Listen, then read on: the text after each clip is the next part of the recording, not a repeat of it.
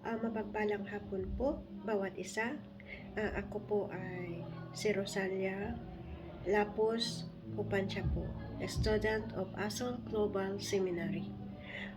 Ang title po ng aking preaching sa hapon na ito ay Practicing the Presence of God. Ang presensya ng Panginoong Diyos ay nagbibigay ng comfort kahit anuman sitwasyon ng ating pinagdadaanan natin sa ating buhay. Mayroon tayong confident, matapang tayo, malakas tayo, knowing that our God is present with us, our God is with us. Makita po in Psalms 23:4, ang sinasabi po dito, even though I walk through the darkness valley, I will fear no evil. For you are with me, your rod and your staff, they comfort me. Sa Tagalog naman po ay, kahit dumaan ako sa pinakamadilim na libis, hindi ako natatakot dahil kayo ang aking kasama. Ang dala niyong pamalo ay aking nag-iingat. Ang iyon namang tungkod ang naggagabay, nagpapagaan sa aking kalooban. So mga kapatid, sa gabing ito, sa hapon na ito ay may isa tayong katanungan po. Are you in the darkness valley right now? Ikaw po ba ay may pinakamadilim na libis sa iyong buhay? Mga kapatid, I'm not sure kung magkakaiba tayo na kung anuman ang mga pinagdadaanan natin sa bawat isa. Hindi ko alam ang mga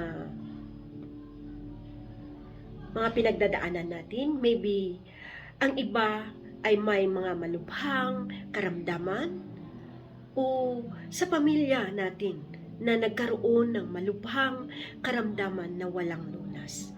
Kung mayroon man po ay kailangan ng matitinding gamutan o kaya matitinding inuming o chemotherapy. That could be your darkness valley.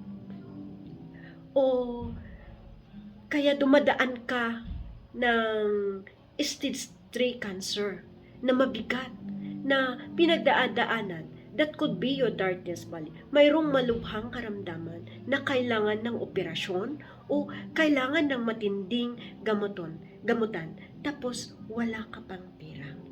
That could be your darkness valley. O pwede naman sa atin wasak ang relasyon, sira ang relasyon sa asawa, sa mga anak, o sa mga kapatid. That could be your darkness valley. Na talagang iniiyak mo sa Panginoon na bakit sira ang relasyon natin, na pwede naman namin na sana maayos at pwede namang matiwasay at pwede namang magmahalan na mayroong simpleng masayang pamilya. Pero bakit wasak? That could be your darkness valley. At pwede sa iba din na bagsak ang negosyo, kulang-kulang ng kapirahan, o pwedeng nabaon ng utang, na nagtatrabaho na lang para magbayad. Kumikita ka na lang para magbayad. Namumuhay ka na lang para magbayad. Sobrang nakakapagod. That could be your darkness valley. Maybe ang iba sa atin ay walang trabaho. Marami naman umaasa para sa atin na di matapos-tapos ang pagbabayad ng tuition, ang mga bills na yung nakakapagod na sa buhay na nasa buhay na lang na ganun ang bagay na dumadaan. That could be your darkness valley. So ngayon mga kapatid, kapag ikaw ay dumaan ng libis ng iyong buhay, sana itong talatang ito ay nakakapag-comfort sa atin. Sabi ni Haring David sa Psalms 23:4, "Even though I walk in the darkness valley, I will fear no evil. For you are with me. Your rod and staff, they comfort me." Ang unang katuruan po natin dito, the shepherd walk with us in the darkness valley. Ang ating pastol po, ang ating Panginoon, Kristo. Ating Diyos, siya po ang ating pastol. Ang ating buhay sa kasama natin kahit nasa pinakamadilim na libis ng ating buhay.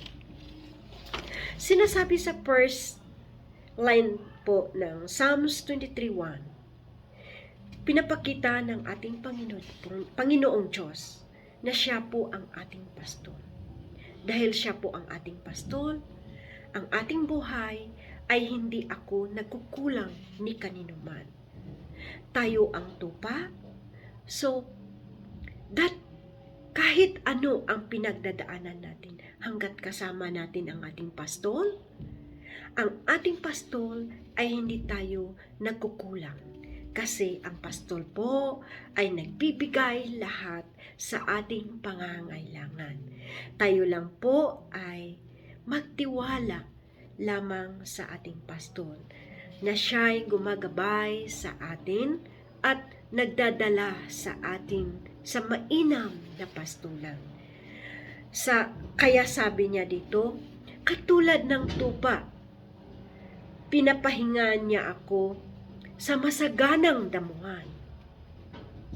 Yung pastol ay nagdadala sa atin sa masaganang damuhan, patungo sa tahimik na batisan. Ako ay inaakay para makainom. Ako bilang tupa, dinala niya ako sa tahimik na batisan. Hindi sa ilog na rumaragasa na kinakamatay ng tupa o kinakatakot ng tupa.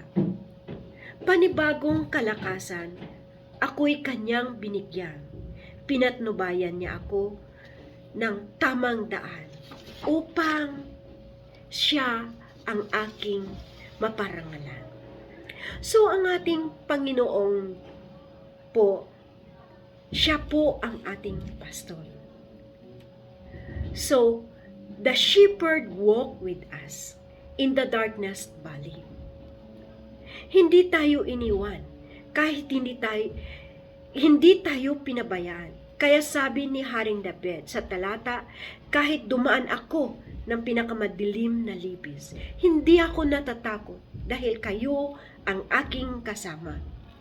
Ang pastol natin, he walk with us in the darkness valley. Hindi tayo nag-iisa. Kahit sa sitwasyon natin, feeling natin tayo ay tinraidor. The shepherd, ang shepherd, hindi tayo iniiwan. Hindi tayo pinapabayaan. The shepherd walk with us in the darkness valley. So, mga kapatid,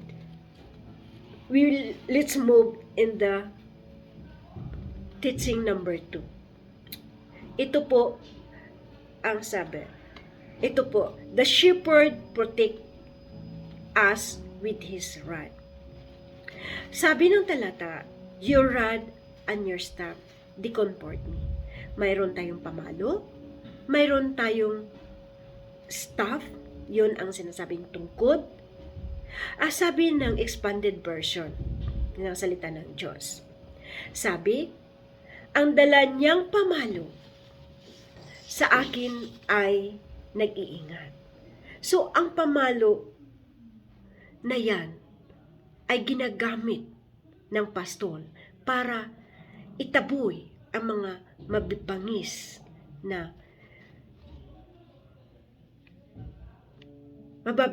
hayop. So the shepherd protect us and his rod. Hindi tayo nagdepinsa sa ating sarili. Bilang isang tupa, mayroong layon, mayroong mababangis na lubo or wall. Hindi tayo ang magdepinsa sa ating sarili. Hindi natin kaya. And we have a great shepherd, the Lord Jesus Christ. He protect us in His rod. Ang Diyos po ay lumalaban sa atin. Kaya huwag nating isipin na tayo ang nakikibaka. Sinusuong natin ang mga hamon sa buhay natin na nag-iisa tayo. Sa totoo lang po, wala tayong kalaban-laban sa mga mababangis na hayop.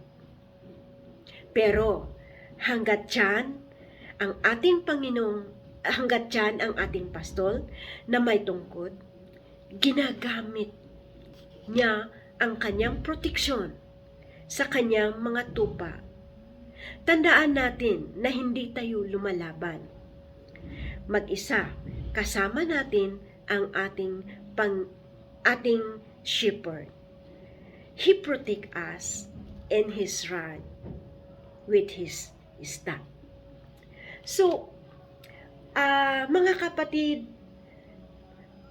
papunta po tayo sa application.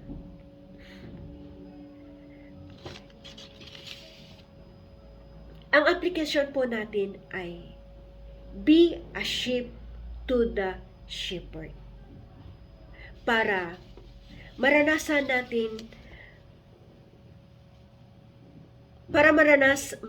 mo ang pagka-shepherd ng Diyos, kailangan mong maging tupa. Hindi po pwedeng